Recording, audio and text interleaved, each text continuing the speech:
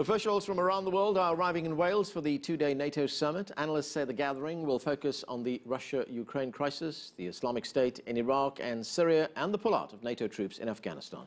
Joining me now is our correspondent Richard Bestick, who's in Wales for the summit. And Richard, what's topping the agenda at this meeting?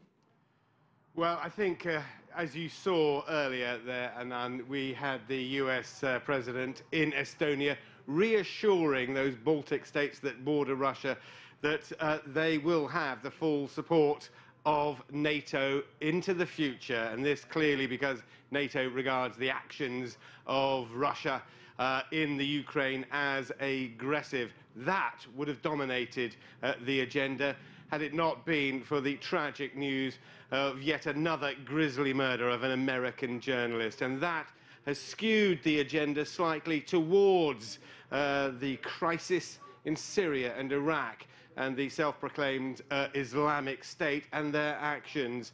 Certainly that has focused attention of those NATO states on what can be done there. And then, as if the agenda wasn't full enough, with NATO commitment to at least in one form or another 2 conflict zones, we have that drawdown of troops in Afghanistan and the handover to the Afghan troops from Americans.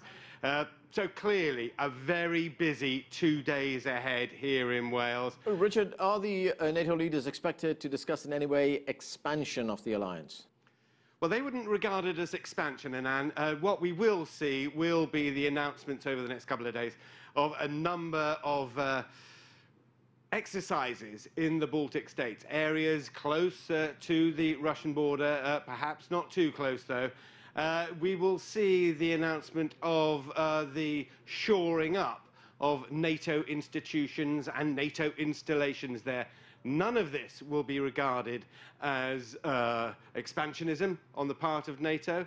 It might well be regarded by the Russians as aggressive, but it will in nature feature on bolstering the NATO position in those areas, and particularly places like Estonia, where there is a fear that there could be a spillover from the Ukraine, and that maybe their Russian minority may too want to demonstrate that it has an allegiance to Russia.